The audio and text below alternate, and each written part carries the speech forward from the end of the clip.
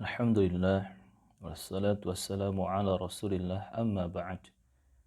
Teman-teman rahimani wa rahimakumullah wa barakallahu fiikum. Sekarang kita masuk awal juz ke-7. Awal juz ke-7 yaitu di surat Al-Maidah mulai dari ayat ke-83. Al-Maidah ayat ke-83. Allah Subhanahu wa taala berfirman, dan apabila mereka mendengarkan apa yang diturunkan kepada Rasul Muhammad sallallahu alaihi wasallam, yakni mendengarkan Al-Qur'an, kalian lihat mata mereka mencucurkan air mata disebabkan kebenaran yang telah mereka ketahui dari kitab-kitab mereka sendiri, seraya berkata, "Ya Tuhan, kami telah beriman. Ya Allah, kami telah beriman. Maka catatlah kami bersama orang-orang yang menjadi saksi. Catatlah kami bersama orang-orang yang menjadi saksi atas kebenaran Al-Quran dan kenabian Muhammad sallallahu alaihi wasallam. Dan mengapa kami tidak akan beriman kepada Allah dan kepada kebenaran yang datang kepada kami, padahal kami sangat ingin agar Tuhan kami memasukkan kami ke dalam golongan orang-orang yang saleh." Maka Allah Subhanahu wa taala memberi pahala kepada mereka atas perkataan yang telah mereka ucapkan, yaitu surga yang mengalir di bawahnya sungai-sungai. Mereka kekal hidup di dalamnya, dan itulah balasan bagi orang-orang yang berbuat kebaikan. Dan orang-orang yang kafir serta mendustakan ayat-ayat kami, mereka itulah penghuni neraka. Wahai orang-orang yang beriman, janganlah kalian mengharamkan apa-apa yang baik yang telah dihalalkan oleh Allah Subhanahu wa taala kepada kalian, dan janganlah kalian melampaui batas. Sesungguhnya Allah Subhanahu wa taala tidak menyukai orang-orang yang melampaui batas. Dan makanlah dari apa yang telah diberikan oleh Allah Subhanahu wa taala kepada kalian sebagai rezeki yang halal dan baik, dan bertakwalah kalian kepada Allah Subhanahu wa taala yang kalian juga beriman kepadanya. Allah Subhanahu wa taala tidak menghukum kalian disebabkan sumpah-sumpah kalian yang tidak disengaja untuk bersumpah, tetapi Allah Subhanahu wa taala menghukum kalian disebabkan sumpah-sumpah yang kalian sengaja. Maka kafaratnya adalah memberi makan 10 orang miskin, yaitu dari makanan yang biasa kalian berikan kepada keluarga kalian, atau memberi mereka pakaian, atau memerdekakan seorang hamba sahaya. Yani ini adalah pilihan-pilihan atau urutan denda pelanggaran sumpah. Memberi makan 10 orang miskin, atau memberi mereka pakaian, atau memerdekakan seorang hamba sahaya. Kemudian kata Allah Subhanahu wa taala, maka siapa saja yang tidak mampu melakukannya, maka kafarat denda pelanggaran sumpahnya adalah dengan berpuasa 3 hari.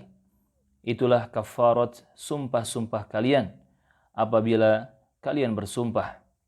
Dan jagalah sumpah kalian. Demikianlah Allah Subhanahu wa taala menerangkan hukum-hukumnya kepada kalian agar kalian bersyukur kepadanya. Wahai orang-orang yang beriman, sesungguhnya minuman keras, berjudi, berkurban untuk berhala, dan mengundi nasib dengan anak panah, itu semua adalah perbuatan keji dan termasuk perbuatan setan. Maka jauhilah oleh kalian perbuatan-perbuatan itu agar kalian beruntung. Dengan minuman keras dan judi itu, setan hanyalah bermaksud menimbulkan permusuhan dan kebencian di antara kalian dan menghalang-halangi kalian dari mengingat Allah Subhanahu wa taala dan melaksanakan salat. Maka tidakkah kalian mau berhenti dan taatlah kalian kepada Allah Subhanahu wa taala dan taatlah kalian kepada Rasul serta berhati-hatilah. Jika kalian berpaling, maka ketahuilah bahwa kewajiban Rasul kami hanyalah menyampaikan amanah dengan jelas. Tidak berdosa bagi orang-orang yang beriman dan mengerjakan kebaikan tentang apa yang mereka makan dahulu apabila mereka bertakwa dan beriman serta mengerjakan kebaikan. Kemudian mereka tetap bertakwa dan beriman. Selanjutnya mereka tetap juga bertakwa dan berbuat kebaikan. Dan Allah Subhanahu wa taala menyukai orang-orang yang berbuat kebaikan. Wahai orang-orang yang beriman, Allah Subhanahu wa taala pasti akan menguji kalian dengan hewan buruan yang dengan mudah kalian peroleh dengan tangan dan tombak kalian, agar Allah Subhanahu wa taala mengetahui siapa yang takut kepadanya meskipun dia tidak melihatnya. Siapa saja yang melampaui batas setelah itu, maka dia akan mendapat azab yang pedih. Wahai orang-orang yang beriman, janganlah kalian membunuh hewan buruan. Hewan buruan yang dimaksud di sini adalah hewan buruan baik yang boleh dimakan ataupun tidak, kecuali burung gagak, burung elang, kalajengking, tikus, dan anjing buas. Dalam satu riwayat juga disebutkan termasuk ular. Kemudian kata Allah Subhanahu wa taala, wahai orang-orang yang beriman, janganlah kalian membunuh hewan buruan ketika kalian sedang ihram, baik ihram haji ataupun umrah. Barang siapa di antara kalian membunuhnya dengan sengaja, maka dendanya adalah dengan mengganti hewan ternak yang sepadan dengan buruan yang dibunuhnya. Mengganti dengan hewan ternak yang sepadan dengan buruan yang dibunuhnya. Menurut keputusan dua orang yang adil di antara kalian sebagai hadyu yang dibawa ke Ka'bah, atau kafarat, yakni membayar tebusan dengan memberi makan kepada orang-orang miskin, atau berpuasa seimbang dengan makanan yang dikeluarkan itu, agar dia merasakan akibat buruk dari perbuatannya. Allah Subhanahu wa taala telah memaafkan apa yang telah lalu, dan siapa saja kembali mengerjakan perbuatan tersebut, niscaya Allah Subhanahu wa taala akan menyiksanya, dan Allah Subhanahu wa taala Maha perkasa lagi memiliki kekuasaan untuk menyiksa. A'udzu billahi samii'il alim minasy syaithanir rajim. Wa idza sami'u ma unzila ila ar-rasul ترى أعينهم تفيض من الدمع مما عرفوا من الحق يقولون ربنا آمنا فاكتبنا مع الشاهدين وما لنا لا نؤمن بالله وما جاءنا من الحق ونطمع أن يدخلنا ربنا مع القوم الصالحين فأثابهم الله بما قالوا جنات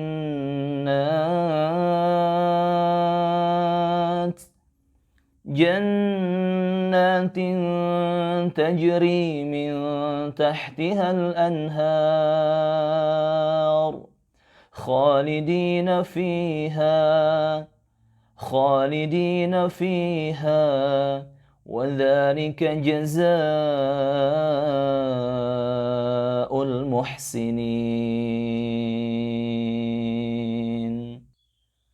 وذلك جزاء المحسنين والذين كفروا وكذبوا بآياتنا أولئك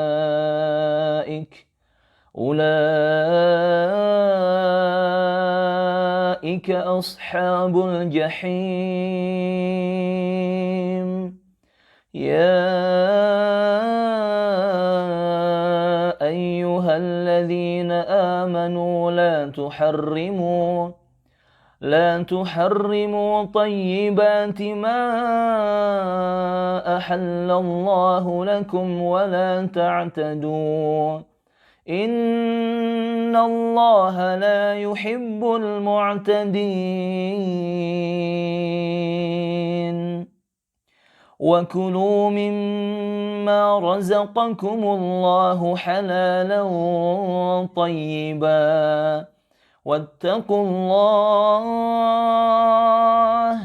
واتقوا الله الذي أنتم به مؤمنون لا يؤاخذكم الله باللغو في أيمانكم ولكن يؤاخذكم بما عقدتم الأيمان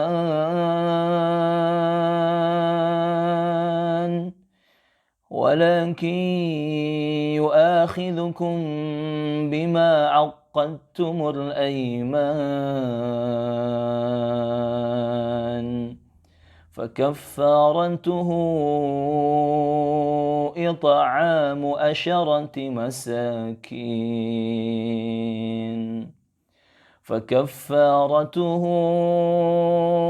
إطعام عشرة مساكين من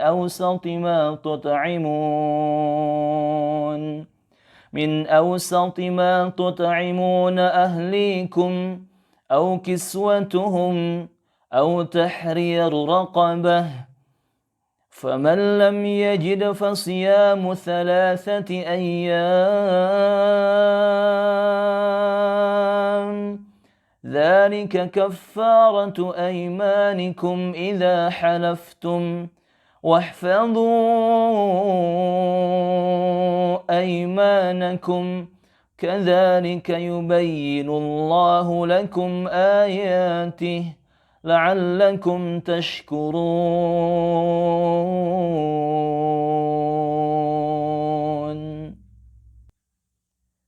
يا أيها الذين آمنوا إنما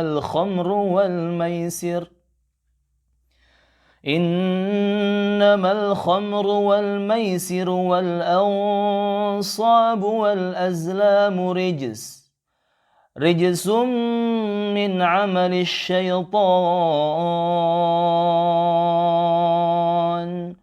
فاجتنبوه لعلكم تفلحون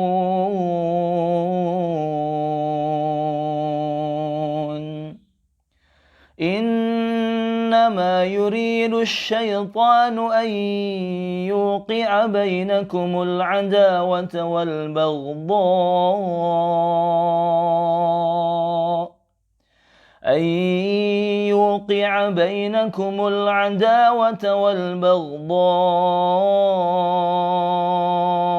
في الخمر والميسر ويصدكم عن ذكر الله وعن الصلاة فهل أنتم تنتهون وأطيعوا الله وأطيعوا الرسول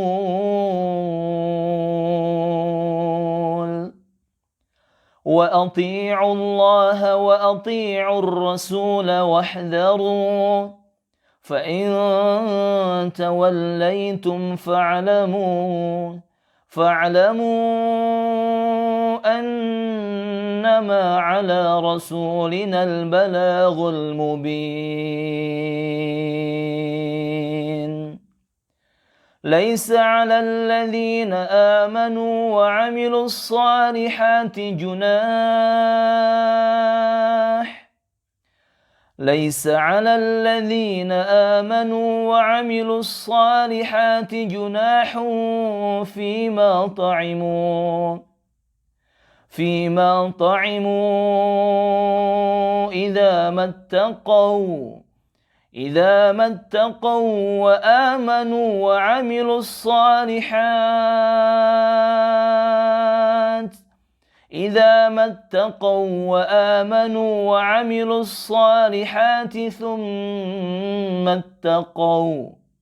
ثم اتقوا وآمنوا ثم اتقوا وأحسنوا والله يحب المحسنين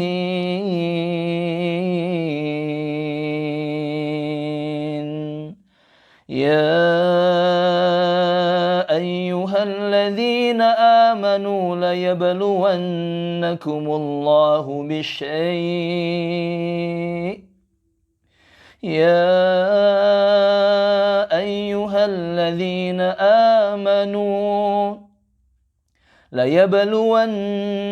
الله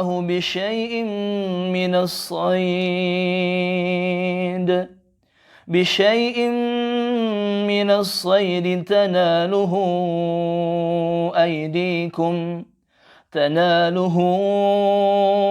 أيديكم ورماحكم ليعلم الله من يخافه بالغيب فمن اعتدى بعد ذلك فله عذاب أليم يا أيها الذين آمنوا لا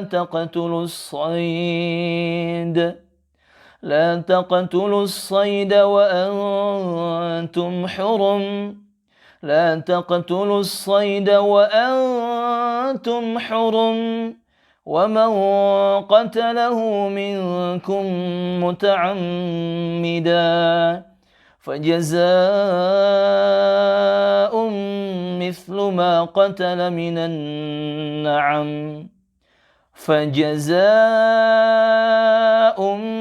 مثل ما قتل من النعم يحكم به ذوى عدل منكم هديا بالغ الكعبة أو كفارة طعام مساكين أو عدل ذلك صياما ليذوق وبال أمره عفى الله عما سلف ومن عاد فينتقم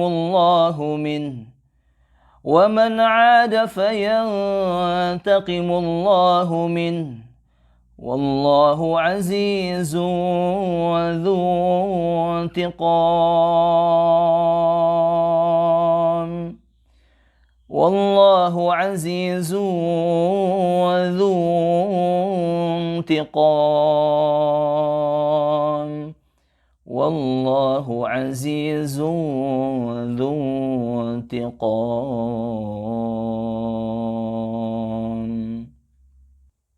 سبحانك اللهم وبحمدك أشهد أن لا إله إلا أنت أستغفرك وأتوب إليك.